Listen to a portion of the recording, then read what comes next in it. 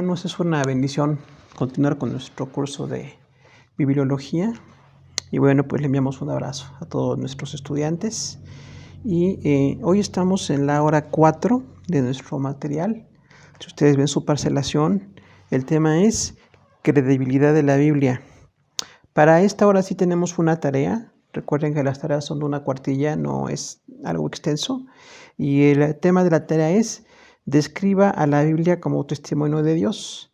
Entonces, básicamente, con el tema que vamos a dar hoy, tenemos todo el material suficiente y ustedes pueden desarrollarlo con estos textos o con otros. ¿Por qué la Biblia es veraz? ¿Por qué la Biblia es como un testimonio de Dios? Recordando que es la revelación especial y por eso es el testimonio de Dios. Entonces, comenzamos con la hora 4 de nuestro curso. Vamos a ir leyendo los textos porque hay varios temas interesantes en esta ocasión. Entonces, estamos con credibilidad de la Biblia. Entonces, decimos credibilidad es porque es creíble. Esa es la definición de credibilidad. La Biblia es totalmente creíble porque es el testimonio de Dios, pero vamos a ver varios argumentos por los cuales pensamos que la palabra de Dios es un testigo totalmente fehaciente de las cosas de Dios. El punto 1 dice confirmación por el texto histórico. Inciso A, confiabilidad y veracidad de la Escritura. La confiabilidad histórica de la Santa Biblia puede ser sometida a prueba con el mismo criterio con el que han sido probados todos los documentos históricos. Entonces, recordamos aquí que hay una forma de comprobar cualquier fuente literaria, que es un estudio documental de cualquier situación que se haya escrito. Esto es, digamos, paralelo con el método científico, que habla de las ciencias exactas, de lo que se puede repetir con ciencia, pero el procedimiento histórico es solamente documental.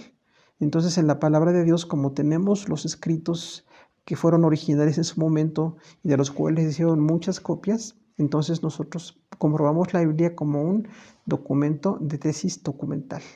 Entonces hay documentos que tienen que comprobarse y tenemos que revisar para ver si realmente son autorizados para la materia de la que se trate. Y esto de estudiar los documentos se aplica a todas las áreas donde la gente se basa en documentos por escrito, y se puede aplicar entonces esa tesis para nosotros como palabra de Dios. Entonces, si vamos a someter la palabra de Dios, vamos a verla como un documento.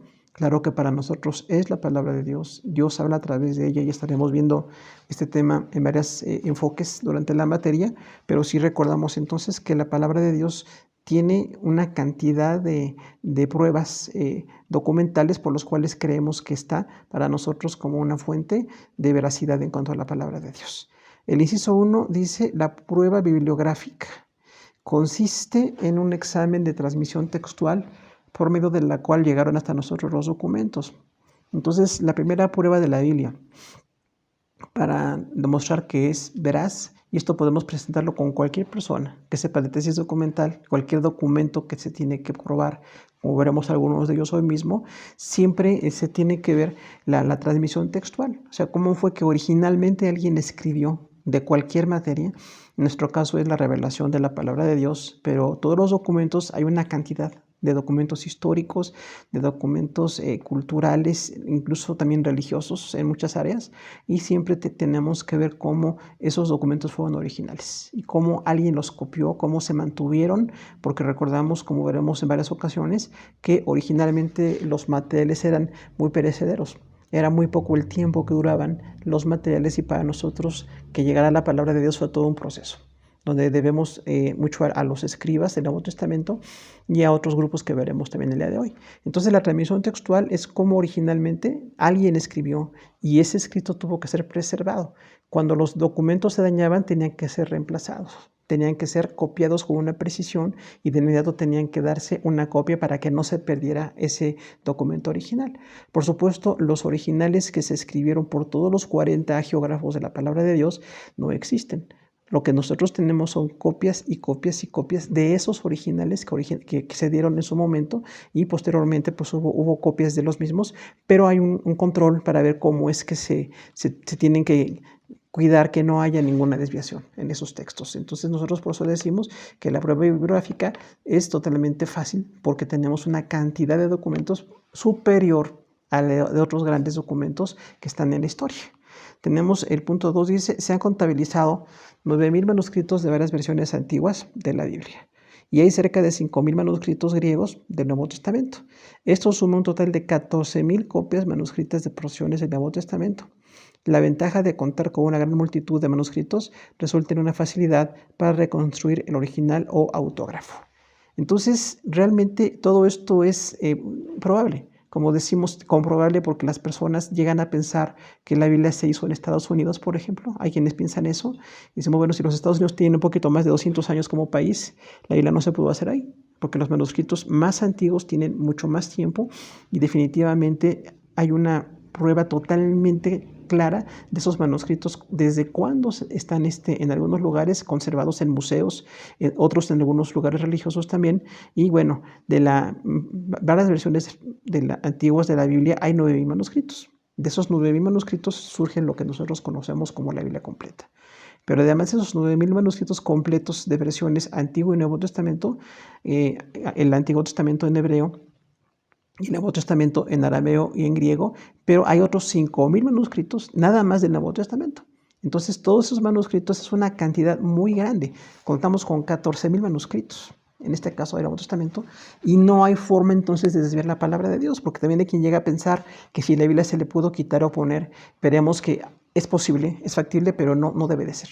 Y cuando tenemos tal cantidad de manuscritos originales, no se le puede añadir, como dice la palabra, ni quitarle ni colocarle de más. Es la palabra exacta que nosotros tenemos. Y en esta materia que veremos un poquito en la introducción, vamos a ver cómo el contar con tantos manuscritos de las copias de los originales nos puede llevar a una facilidad de reconstruir el autógrafo.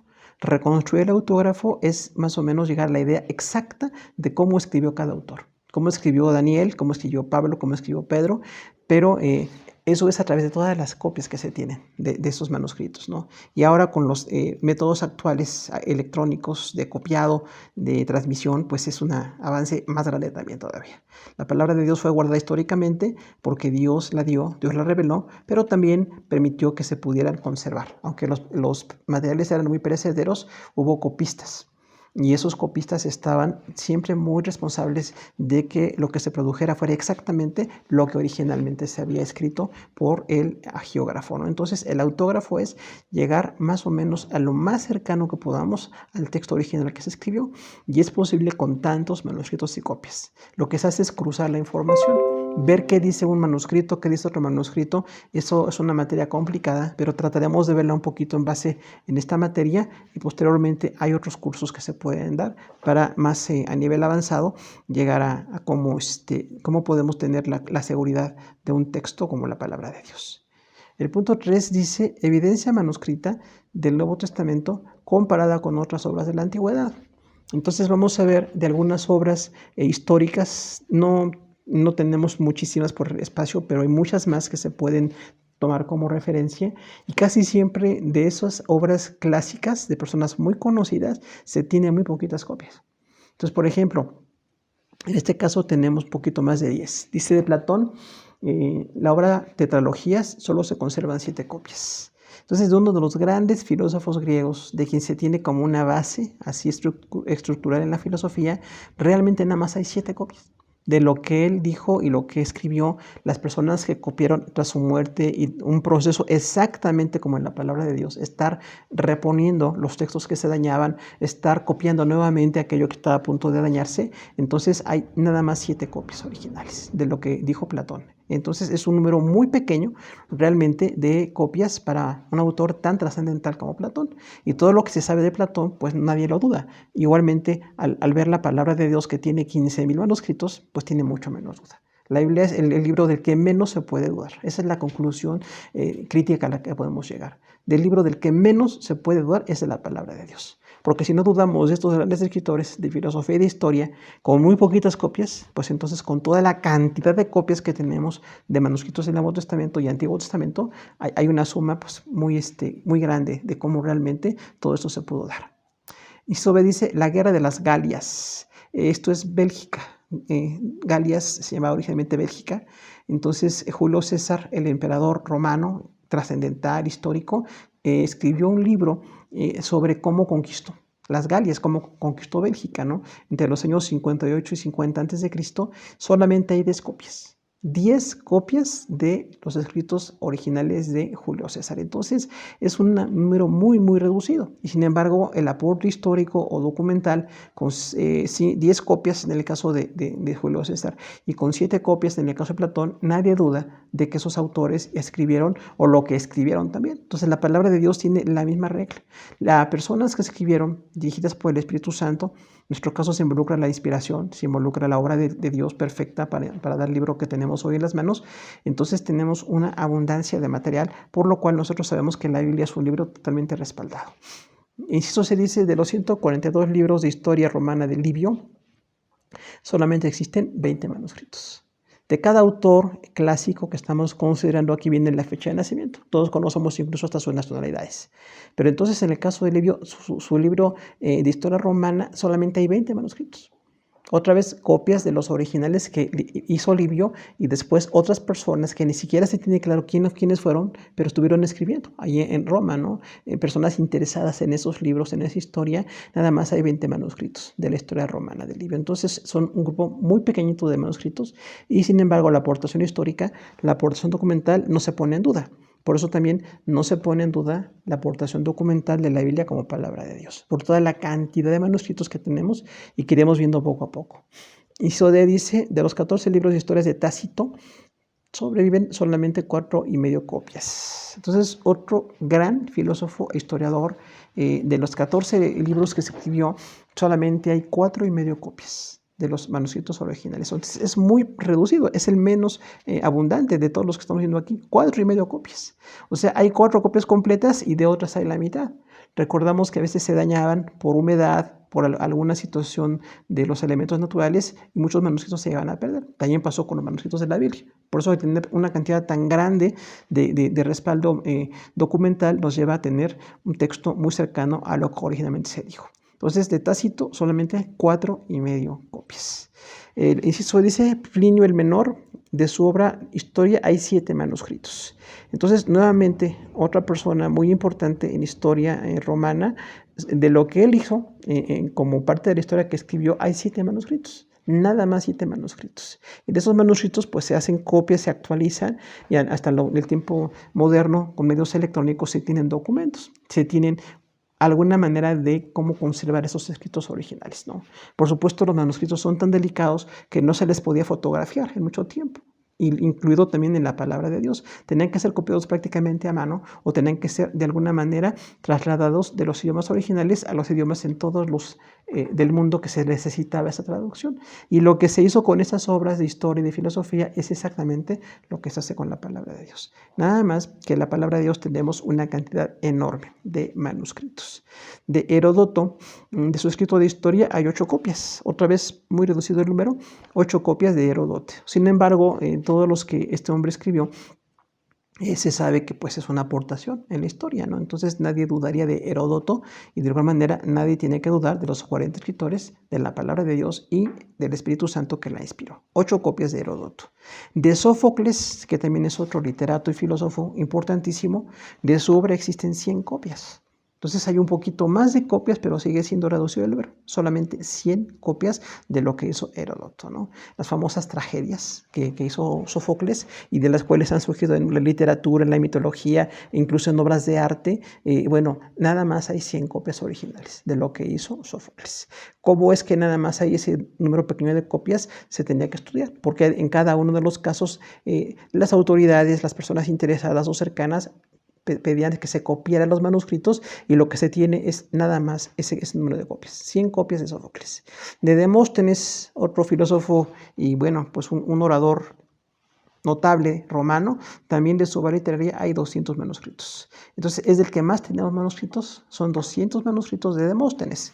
Y finalmente la aportación que tiene es muy grande, tanto en la historia, en la cultura, en el arte, en muchas áreas. Estos escritores y filósofos son toda una aportación, pero sus manuscritos son muy pequeño el número y sin embargo pues tiene una aportación, como decíamos, documental que no se puede negar. De Aristóteles tenemos también de su obra solamente 5 copias. Entonces, el tercer filósofo importante de Grecia, trascendental, como filósofo, como pensador. Tal vez no estemos de acuerdo con toda la filosofía de estos hombres, pero solamente de Aristóteles tenemos 5 copias. Y de Platón, como decíamos al principio, 7 copias. Entonces es un número muy reducido de manuscritos y sin embargo la aportación es básica, ¿no? No podríamos negar la aportación de estos hombres en historia, en filosofía, pero si vamos a ver cuántas copias hubo de los originales, eran muy, muy poquitas. Realmente por la cuestión, como decíamos, de la conservación de los manuscritos o la gente que se interesó en hacerlo. Pero es lo que tenemos hasta aquí. Podríamos ir en una extensión mucho más grande de más filósofos e historiadores, pero no tenemos el espacio, no tenemos la intención en esta materia de verlo. Nada más basta con esto ver que las grandes obras de historia y filosofía tienen muy poquitas copias. Como decíamos, pues de Platón 7, de Julio César 10, de Livio 20, de Tácito 4,5 copias, de Plinio 7 manuscritos, de Heródoto 8 copias, de Sófocles 100 copias, de Demóstenes 200 manuscritos y de Aristóteles 5 copias. Personas trascendentales, pero que la obra que ellos escribieron originalmente hay muy poquito material. Y sin embargo, de esos 4 o 5 copias o 100 o 200 copias, se han sacado a todos los idiomas la aportación de estos hombres. Y el mismo proceso pasó con la palabra de Dios. La palabra de Dios es totalmente confiable por la cantidad de manuscritos con los que contamos. Vamos a ver otro punto que es el punto 4 de nuestro material: confiabilidad de los manuscritos apoyada por los eruditos apologistas. Recuerde que nosotros somos creyentes. Para nosotros la palabra de Dios es viva y eficaz, nos ha dado salvación y es la palabra que vivimos y predicamos. Sin embargo, a nivel documental, tenemos mucha información que tenemos que dar a conocer, porque hay muchas personas que sin conocimiento de causa descalifican a la palabra de Dios. Dicen que no tiene copias, que no tiene respaldo, y bueno, ahí se demuestra la gran ignorancia que hay de la cantidad de manuscritos que decíamos. Tenemos 14,000 manuscritos originales, 9,000 del Antiguo Testamento y Nuevo Testamento y 5,000 del Nuevo Testamento, de los cuales son el total de 14,000, de los cuales se han traducido a los diferentes idiomas la palabra de Dios. Entonces no se puede cambiar, no se puede modificar, no se puede negar la historicidad. Y algo importante también es el tiempo. El tiempo en que escribieron estos que decíamos filósofos anteriores, del año 100, 200, 300, 400 después de Cristo, son una gran aportación. Es el tiempo más o menos en que se escribió la palabra de Dios. Entre el año 33, en que Jesús murió, hasta el año 100, cuando Juan escribió, esos 70 años fueron suficientes para que se escribiera, ¿no? Aunque realmente fue hasta el año 52 que empezó a escribir Marcos, fue el primer escrito del Nuevo Testamento. Del año 52 hasta el año 100 después de Cristo se hicieron los 27 libros del Nuevo Testamento. Pero tenemos todo ese respaldo. Y del Antiguo Testamento, veremos, hay otra historia también ahí, pero está totalmente respaldada la palabra de Dios. Tenemos el libro más confiable, los cristianos. Y lo decimos con datos históricos, no es por sentimiento, aunque tenemos ese sentimiento, pero lo decimos con datos. Ahora, cuando hablamos de los eruditos apologistas, quizás algunos hemos escuchado a algunas personas a las que se le llama los padres de la iglesia o los padres apologistas. Son dos denominaciones de las personas que siguieron a los apóstoles. Los discípulos inmediatos a los apóstoles, que fueron de veras parte de la vida de los apóstoles, escritores del Nuevo Testamento, se llaman los padres de la iglesia. Aquí le hemos puesto más bien los eruditos apologistas, porque la palabra padre suena muy, muy religiosa, pero también hay otros a los que le llaman los padres apologistas. Y esos padres apologistas se les llama porque tuvieron que defender en las primeras 100, 200 años después de que Jesús fue al cielo, la noción doctrinal de la iglesia. Y se les llama así, a padres de la iglesia, a los discípulos, y padres apologistas, a los discípulos de ellos que defendieron la palabra de Dios de varias herejías. Aquí le hemos nombrado eruditos apologistas. Nos parece más histórico, más cristiano llamarles así, eruditos apologistas. Eruditos porque eran personas expertas en la palabra de Dios y apologistas porque la mayoría de ellos defendió algo de la palabra de Dios. Pero en este momento los escritos de estos eruditos apologistas, que hay muchos escritos de ellos, respaldan la veracidad de la escritura porque ellos estaban cercanos al texto del Nuevo Testamento y del Antiguo Testamento y son una referencia histórica. Esto pasa mucho a nivel documental. Cuando alguien dice de una obra muy importante, muy relevante, entonces dicen, bueno, tal persona escribió 50 años, 100 años, 200 años después de este escritor o de este evento y esta persona es testigo de lo que originalmente se escribió. Algunos han oído de Flavio Josefo, un historiador judío que es muy renombrado y más o menos vivió 200 años después de Cristo. Sin embargo, los escritos de Flavio Josefo certifican mucho de lo que se dijo de la palabra de Dios porque hubo algún contacto documental o inmediato con los escritos y manuscritos posteriores a lo que se escribió originalmente, y entonces hay una referencia allí. Pero ahora vamos a ver una referencia de los creyentes que estaban con algún testimonio en su vida de la palabra de Dios. El inciso A es Clemente de Roma, quien vivió del año 35 al 99 después de Cristo. Totalmente contemporáneo con los apóstoles. No se menciona en el Nuevo Testamento su nombre, pero él transmitió la enseñanza de los apóstoles. Fue un cristiano insigne condenado a muerte. Entonces, Clemente de Roma fue un líder en la iglesia romana. Cuando Pablo fundó la iglesia de Roma, uno de los principales líderes se llamó así, Clemente de Roma. Y él lo mataron por la fe en Cristo, pero exactamente transmitió una gran enseñanza. Fue contemporáneo de los apóstoles, conoció a los apóstoles y desde Roma pastoreó una iglesia y empezó entonces a producir parte de la teología en ese lugar de Roma en ese tiempo de su vida. Lamentablemente, como decíamos, fue condenado a muerte. Y se dice que fue un cristiano insigne porque su testimonio era muy importante, aún a nivel cultural se sabe que fue un hombre leal, Clemente de Roma. Inciso B dice Ignacio de Antioquía, quien vivió del 35 al 110 después de Cristo. Nació en Siria y es considerado relevante por su cercanía cronológica con los apóstoles. Escribió 7 cartas mientras era llevado al martirio. Entonces, así como Clemente de Roma, discípulo de Jesús, Ignacio de Antioquía, también uno de los grandes discípulos también, tanto de Pablo como de Juan, los apóstoles, él tuvo la bendición de haber nacido contemporáneo con estos apóstoles, y él nació en Siria propiamente, ¿no? Pero se le considera muy relevante por esa cercanía cronológica, o sea, fue discípulo de los apóstoles. Tampoco se da su nombre en el Nuevo Testamento, esto es histórico, pero los documentos históricos, tanto de Clemente de Roma como de Ignacio de Antioquía, son externos a la Biblia, son documentos históricos que hablan de que sí existieron esas personas, incluso cuando fueron martirizados en Roma por ser cristianos. Recordemos que en la primera centuria después de Cristo, más o menos 200 años después de Jesús, hubo mucha persecución y muchos fueron mártires del Imperio Romano. Sin embargo, fueron hombres fieles a la palabra de Dios. Entonces, estos hombres martirizados, estos hombres fieles a la palabra de Dios, son un testimonio porque citan la palabra, predicaron la palabra. Entonces, Dios dirigió históricamente que tanto los apóstoles escribieran la Biblia del Nuevo Testamento como los discípulos o eruditos apologistas fueran los continuadores de la enseñanza de los apóstoles. El tercero de ellos es muy relevante también, hizo Policarpo, quien vivió del 70 al 156 después de Cristo, martirizado a los 86 años de edad. Fue obispo de Esmirna y discípulo del apóstol Juan. No hay escritos de su autoría, pero su vida y testimonio son un vínculo con los apóstoles. Entonces, muchísima gente ha hablado de Policarpo de Esmirna. Entonces, era un varón fiel a la palabra, leal a la palabra del Señor, discípulo de Juan. También Juan no lo menciona en sus escritos, pero la historia habla de que este hombre existió en ese tiempo exacto en que existió el apóstol Juan. Diríamos que la Biblia es el testimonio fehaciente de los apóstoles y la historia nos da la credibilidad de los discípulos de los apóstoles. Y Policarpo de Esmirna fue también quemado por haber seguido el mensaje de Jesús y por no llamarle al César Señor o Dios como quieren ser llamados, y entonces los mataban definitivamente a la hoguera o decapitados. Cada uno de esos tiene una historia, ¿no? Eso se puede buscar. Y aquí es algo interesante. No es algo que nosotros concluimos, es historia. Es historia. La historia respalda la palabra de Dios. Y en esto vemos que la palabra de Dios es verdad. Muchos libros de religión no hablan de historia. Están o en contra de algunas cosas históricas o ajenos a la historia.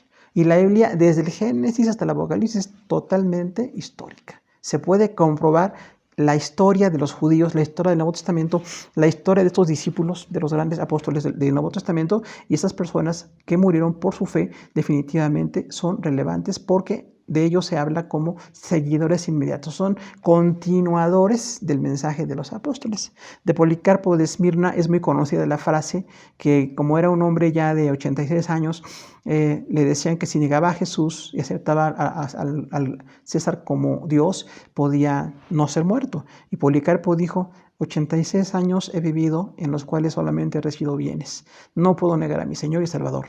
Y murió ahí. Entonces Policarpo es un gran discípulo, un mártir de la iglesia, pero aunque no escribió nada a nivel documental, no hay escritos de este hombre, de estos primeros 3 hombres, no hay ningún documento escrito, pero su vida fue totalmente una continuación de la obra de los apóstoles. Posterior a esto, ya entramos a algunos que sí escribieron. Vamos a ver qué escribieron ¿Y cuántas veces citaron el Nuevo Testamento? Justino Mártir, quien vivió del 110 al 168 después de Cristo, nació en Neápolis, Cisjordania. Fundó una escuela para enseñar filosofía cristiana, hizo 330 referencias al Nuevo Testamento y combatió al hereje Marción de tendencia gnóstica. Murió decapitado. Entonces, este hombre también, ya empezamos entonces con los padres apologistas, que le llamamos nosotros eruditos apologistas, más correcto. Entonces, este hombre, Justino Mártir, nació en Cisjordania y bueno, fundó una escuela para enseñar filosofía cristiana. Él era un gran maestro, era un hombre pues muy destacado, con mucho conocimiento y enseñaba filosofía cristiana. Cuando enseñaba esta filosofía cristiana, estaba tratando de evangelizar, de poner el evangelio al nivel de la filosofía o de las escuelas de filosofía, y entonces ponía el mensaje de Cristo. Pero cuando hizo 330 referencias al Nuevo Testamento, una persona que vivió en el año 110 al 168 después de Cristo es un testigo histórico, porque tuvo dos documentos en la mano. Predicó la palabra, hizo referencia a la palabra 330 veces, y entonces es un hombre destacado como apologista, y también, como decimos, no están registrados sus nombres en la Biblia, pero fueron discípulos inmediatos a los apóstoles y eran parte de la iglesia en su momento. Esto es una aportación de parte de Dios, porque Dios dirigió la escritura de su palabra y dirigió a los siervos que la escribieron y a las personas que continuaron la obra hasta ya después de 2000 años, que seguimos con la obra que iniciaron los apóstoles. Ahora, Justino Mártir combatió a Marción, que bueno, Marción era gnóstico. Recordamos que los gnósticos tenían la tendencia de una idea de un conocimiento superior que los hacía mayores que los demás, o que no necesitaban ni a Cristo ni a los demás, y estaban en contra de la carne, decían que todo era espíritu y tenían algunas enseñanzas muy extrañas, ¿no? De hecho, hay gnosticismo aún contemporáneo, no exactamente llamado gnosticismo, pero sigue habiendo muchas ideas como aquella de la superfe que algunas iglesias practican, es exactamente la continuación del gnosticismo. Pero Justino Mártir atacó a Marción, que era de tendencia gnóstica, y lamentablemente murió decapitado este varón Justino Mártir. Ireneo de Lyon, del 130 al 202 después de Cristo, se van acercando un poquito más a la historia contemporánea nuestra, nació en Esmirna, Turquía. Un fuerte adversario contra el gnosticismo, su obra principal atacó varias herejías, nombrado obispo de Francia. Entonces, otro hombre destacado, más o menos conocido por su apego a la palabra de Dios. Él nació en Esmirna, que es Turquía para nosotros, y fue un adversario del gnosticismo. Decíamos, por ejemplo, cuando vemos la primera carta de Juan, el apóstol Juan nunca mencionó la palabra gnosticismo, pero cuando escribió la carta habla en contra de los gnósticos. Cuando dice prueben los espíritus, no el espíritu que dice que Jesús no vino en carne, no es de Dios. Viene de Dios el espíritu que dice que Jesús vino en carne. Ahí no habla de cuestiones de demonios, que algunas iglesias lo han interpretado así. Habla de la tendencia doctrinal de los gnósticos, que decían que Jesús no se encarnó, que nada más aparentó haberse encarnado, pero que no podía haberse hecho carne porque se hubiera hecho pecador. Entonces los gnósticos, como muchos que han sido herejes, se han desviado de la palabra de Dios. Por eso siempre invitamos a la gente cristiana. Los cristianos nos apegamos 100% a la palabra.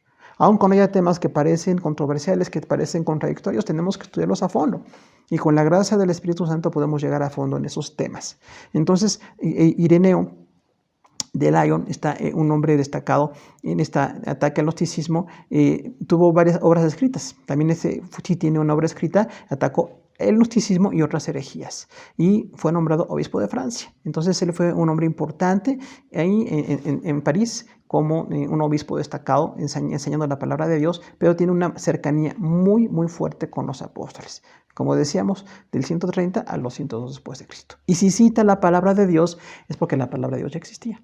Cuando nosotros vemos estos hombres que citaban la palabra en el año 50, el 100, 200, 300 después de Cristo, es una cercanía inmediata histórica, y al citar la palabra de Dios le dan pues veracidad a la palabra. Es como si nosotros vemos algo que se escribe hace 100 o 200 años de historia y lo tenemos en las manos. Decimos, sí, aquí está el escrito de tal historiador, de tal persona, y entonces dentro de 1000 años o 2000 años nuestro testimonio sería valedero. Entonces es exactamente lo que hacemos con estos apologistas. Ellos, al citar la palabra de Dios, están dando pues una fe fehaciente de que realmente existió la palabra en ese momento.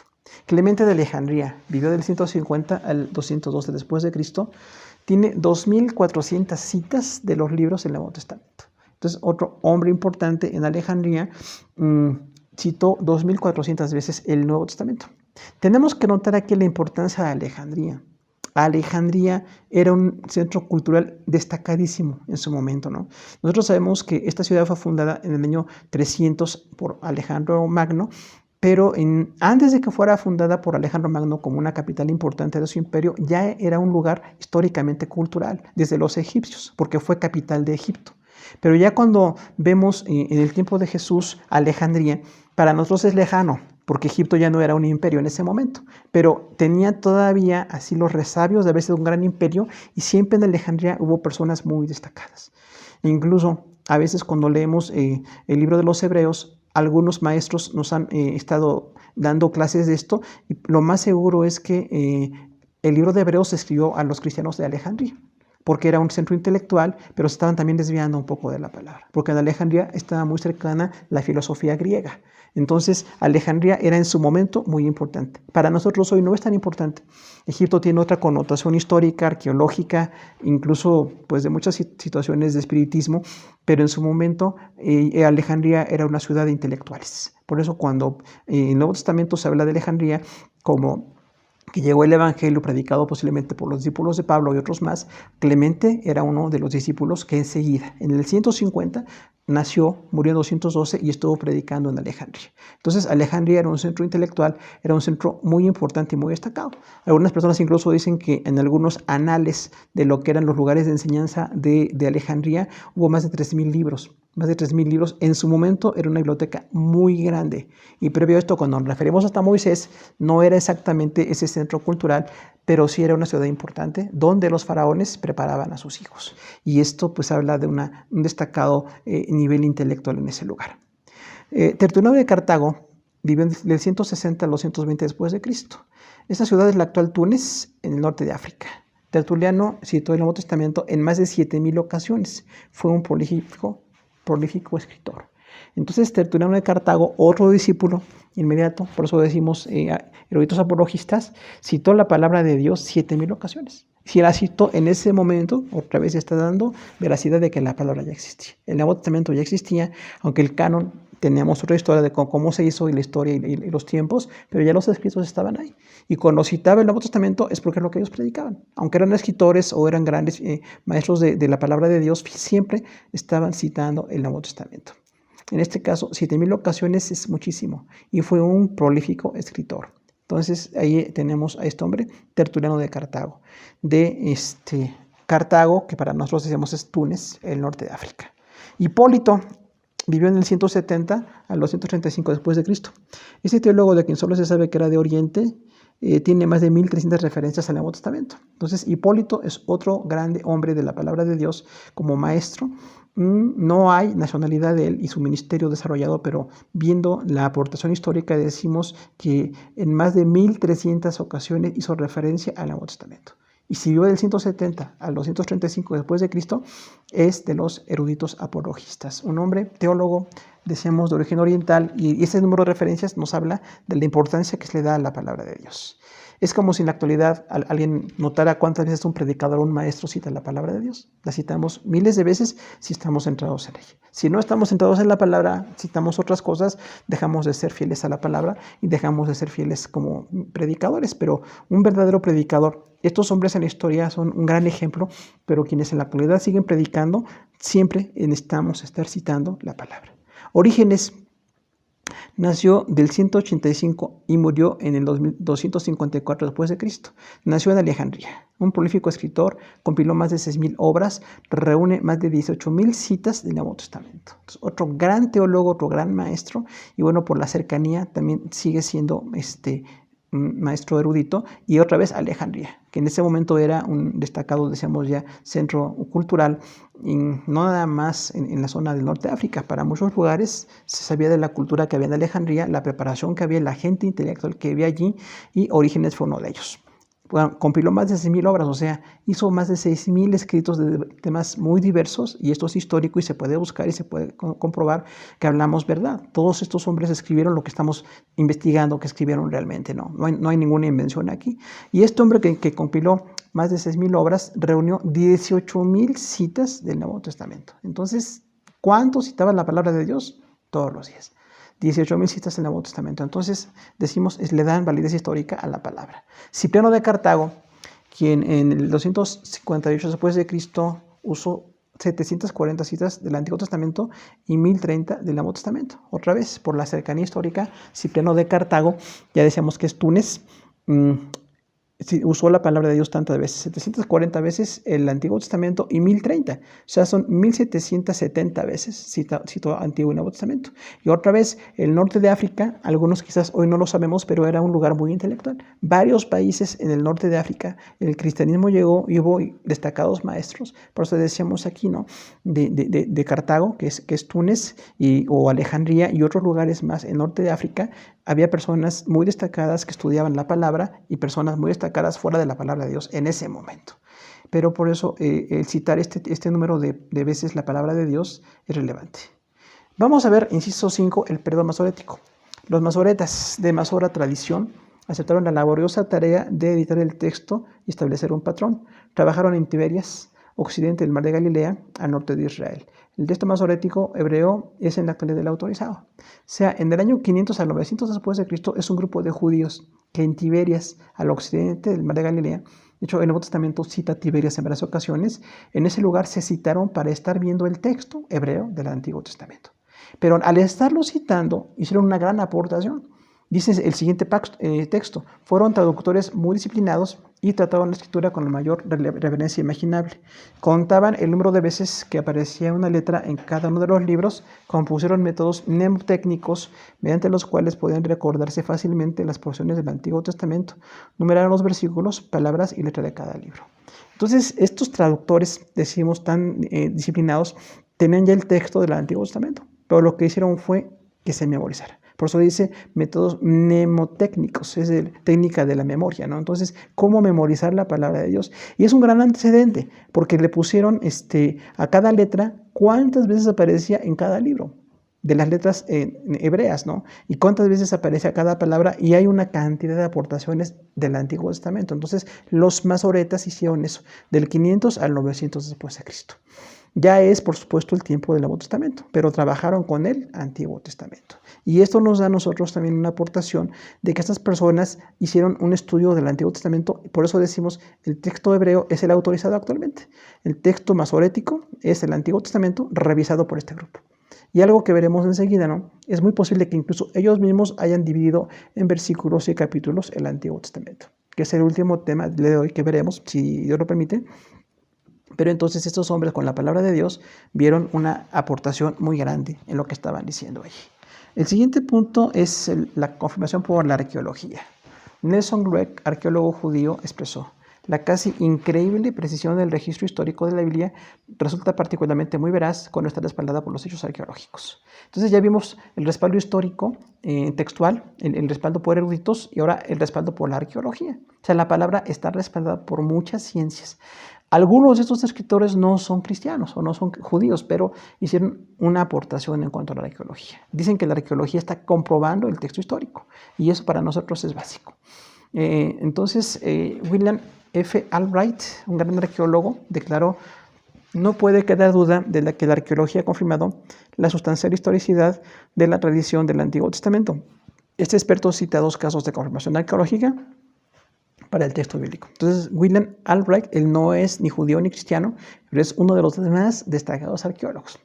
Y dice dos aportaciones, que se decía que en la palabra de Dios no era cierto porque cita dos situaciones históricas que supuestamente no existían. Vamos a verlas. La primera es el enlosado. Durante siglos no hubo registro de la corte donde el Señor Jesús fue juzgado por Pilato, llamado Gábata o el enlosado, según Juan 19:13. Muchos dijeron que era un mito y que la Biblia no es histórica. Entonces aquí hay un caso en que decían ese lugar que la Biblia dice que Jesús fue juzgado en una corte no existió. Pero Albright, en su obra Arqueología de Palestina, muestra que este espacio fue la corte de la Torre Antonia, el cuartel general militar de Roma en Jerusalén. Esta edificación fue destruida entre el 66 y 70 después de Cristo, quedó sepultada cuando se reconstruyó la ciudad durante el tiempo de Adriano, y no se describió sino hasta fecha muy reciente. Entonces, un arqueólogo que no es, ya decíamos, ni judío ni cristiano, dijo: Esta corte donde Jesús fue juzgado era un espacio de la Torre Antonia, que hoy es muy reconocido, pero que fue sepultado en la diáspora. Cuando Roma atacó a los judíos entre 66 y 70 después de Cristo, recordamos en el 70 se hizo la diáspora o la dispersión de los judíos, estaban siendo atacados, estaba acabando con la ciudad, y fue allí cuando por la guerra, este lugar, el enlosado, quedó debajo de escombros. Y después dice que en el tiempo de Adriano fue reconstruida, fue sepultada totalmente, y hasta hace fecha muy reciente, se comprobó que ahí, abajo de lo que hizo el emperador Adriano, hay un lugar que sí fue el enlosado. Exactamente, históricamente es lo que dice la palabra de Dios. Por eso decimos, cuando aún en la historia no se puede comprobar algo, hay que investigar más. Quien investiga más se da cuenta de que la Biblia dice la verdad. La Biblia no tiene nada que decir en cuanto a alguna mentira histórica. Otro evento de un lugar que no se sabía si existía o no existía es la fuente de Betesda. De este lugar no hay registro excepto en el Nuevo Testamento. Ahora puede ser identificado al noreste de la antigua ciudad en la zona llamada Beseta o Prado Nuevo en el primer siglo después de Cristo. Entonces, esta fuente de Betesda que hablan los evangelios se dicen que no existió.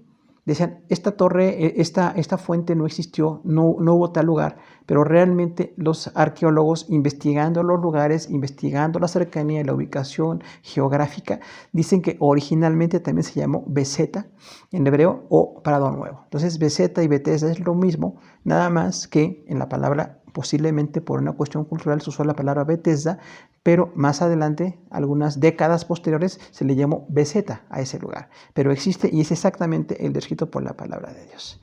Merrill Unger dijo, el papel está desempeñando la arqueología en la investigación acerca del Nuevo Testamento, lo mismo que el Antiguo Testamento, facilitando el estudio científico, facilitando la teoría crítica, ilustrando, suplementando y autenticando el fondo histórico, constituye el punto brillante en el futuro de la crítica del texto sagrado.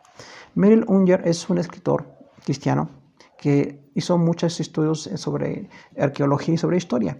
Y él dice entonces esto, aunque es un cristiano, pero dice, estas comprobaciones de la arqueología respaldan totalmente lo que dice la palabra de Dios. Cuando hablamos de la crítica del texto sagrado, recordamos que hubo un grupo que se llamó así, la alta crítica.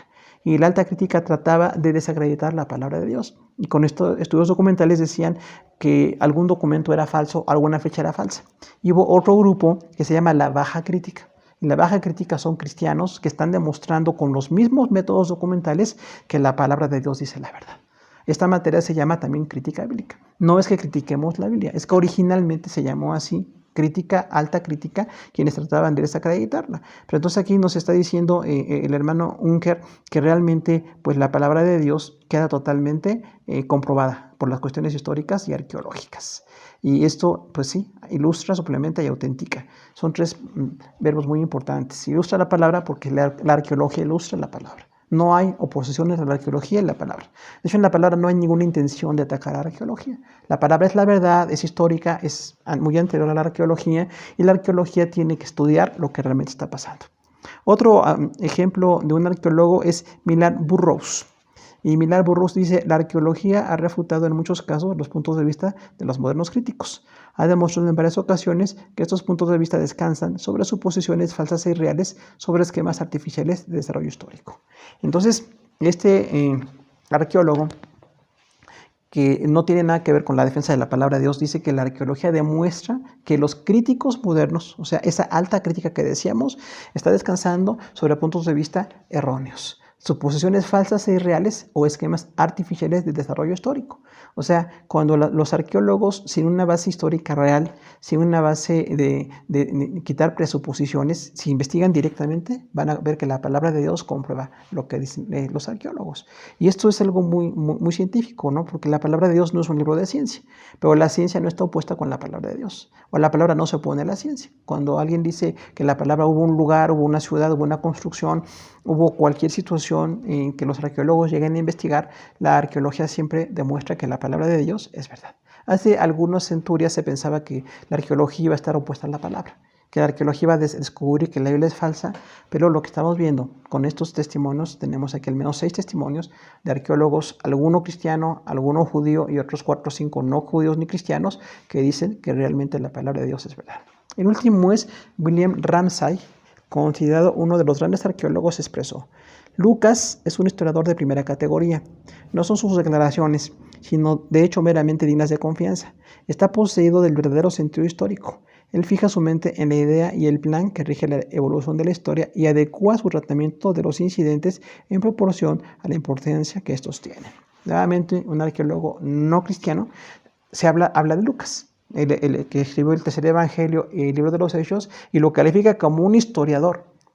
Entonces, que un arqueólogo diga que Lucas, el escritor del Nuevo Testamento, es un verdadero historiador, es algo de veras pues, digno de mencionarse, ¿no? Cuando alguien se oponga a la palabra, le podemos citar a estas personas. Mira, aquí hay estos arqueólogos y personas y lo que están diciendo. Y no es cualquier persona, son arqueólogos. Y dice entonces que Lucas es un historiador porque no solamente declara y dice son dignas de confianza lo que dice. O sea, sí es confiable lo que dice Lucas, pero es el hecho de la esencia histórica que tiene él. Es un gran historiador. Vemos cómo Dios usa gente preparada. Recordamos que Lucas era un médico, un hombre muy inteligente, muy destacado, compañero de Pablo. Y bueno, tanto el Evangelio como el libro de los Hechos hablan muchas situaciones históricas. Dice que William Ramsay, citando a Lucas, dice, fija su mente en la idea del plan de la evolución histórica.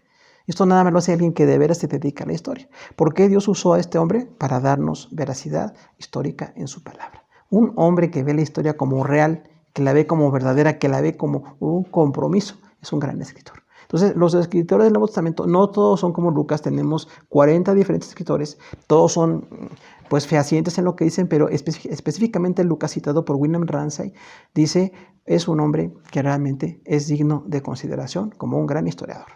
Tiene sentido histórico. Y vemos ahí que en el Evangelio habló de Jesús y todo lo que hizo Jesús, pero lo ve desde un punto de vista histórico, comprobando, investigando, posiblemente tuvo en sus manos el escrito de Marcos y algunos otros escritos que estaban dándose ya. Cuando vemos las fechas en que se escribieron los libros del Nuevo Testamento, los diferentes escritores pueden tener la fuente primaria de otros escritores. Y eso no habla en contra de la inspiración. Se llama el asunto de las fuentes. O sea, algún escritor podía usar fuentes de otros anteriores, desde Moisés incluso. Cuando Moisés escribe Génesis, pudo tener en su mano libros de historia de personas muy destacadas y Dios lo inspiró para que escribiera exactamente el Pentateuco como lo tenemos. Y en este caso, Lucas y Hechos es tan histórico, es tan confiable que un arqueólogo dice es un verdadero historiador.